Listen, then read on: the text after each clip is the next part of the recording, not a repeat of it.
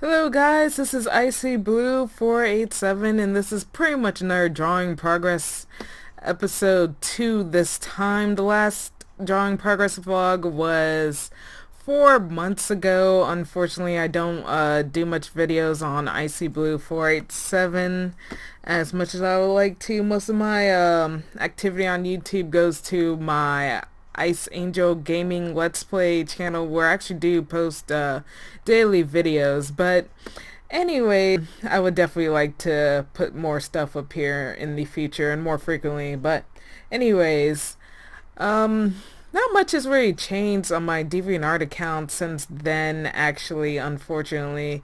Pretty much now, as you can see, there's about 3 scenery images and 1 character sketch since then.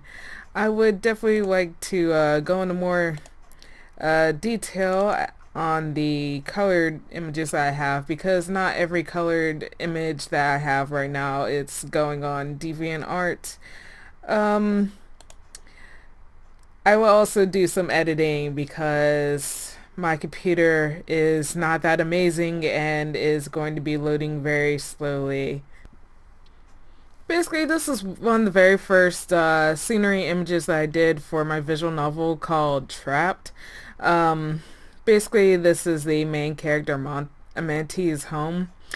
Due to a comment that I received on my Dark Siren Games indie dev blog, they're like, maybe you should add like an underwater filter to your drawing, because this is an underwater image right here. It should just look like it's underwater. So I took that into account and decided to look at some underwater references. At the time, I basically just went with, I guess, a gradient right here. It basically looks like, I guess, like some things are glowing.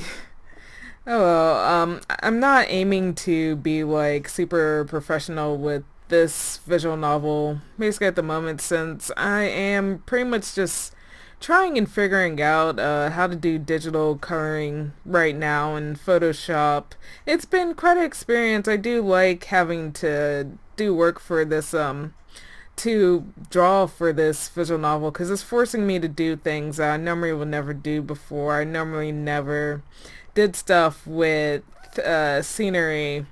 I definitely had to look up images of, I forget what kind of shell this is, and this is actually my favorite kind of shell for some reason. I don't know. But what was it? Yeah, I definitely had to look at some images and experiment with different layers, and I just remembered that for some reason with Bandicam you can't see my cursor, so I'm actually pointing at the lighting here in the upper right hand corner. I used the burn layer on the lights actually, and then I tried to take into account the light, so trying to like do with the shadows and just trying to make areas dark in the right place. And I try to do an underwater, try to paint over the current colors of the background and make it look like it was underwater. That was just a second image, basically right here, for the third image that I worked on. I definitely looked at a lot more underwater images right here, and I have like I have this on Tumblr actually right now, trying to show the art process. Basically, I'm still doing the traditional thing, drawing on my sketchbook first and then transferring the images from my sketchbook to my scanner, then to my computer, and then to Photoshop, and then I just like go and ink this image and then add like the, I guess they call it like grayscale here, and then I go with the overlay layer and then I paint over that layer. And I don't know, I guess like the colors look nicer that way when you like when I do it, when I when I color and I put everything in a monotone, um, basically it's like a little guide for me when I go back in and color over everything. And I just did this image a few days ago. I think I'm starting to get the hang of what an underwater, what a scene underwater is supposed to look like. And I also took into account the perspective here, trying to make the rocks smaller as I kept drawing them and adding more rocks, and that's a lot of rocks to color. But I think if I sit down and do a lot more digital coloring, more and more and every day, and trying not to forget that I am working on something in Photoshop, hence why there's a note here when I start working on a sketch. When I come back to the image, maybe after being so busy, I'll be like, oh, I remember what I was doing. Cool. Um, Basically a majority of my work practically stays in my sketchbook and never gets put on my computer or Deviantart for that matter. Um, Definitely debating on posting this little dolphin spray here. No, he's adorable, but the line art is a little shaky. That's definitely something that I'm still working on. I think it's definitely a huge improvement from what my line art used to be in the past. Like I can see that some lines, I think like on the left side of the dolphin is a lot better than the right side. But let's see, right here, I looked at some images of underwater. Like there would be some images when the water appears darker at the bottom, and because of the light makes the water look lighter at the very top. I think I was going for one of those images because this background image right here, it's just nothing but water. Like I said, I wasn't trying to be like the best of the best when doing this visual novel. My main goal was actually just to complete it so I could be like, oh, I actually sat down and like disciplined myself, and that would like totally make me feel good.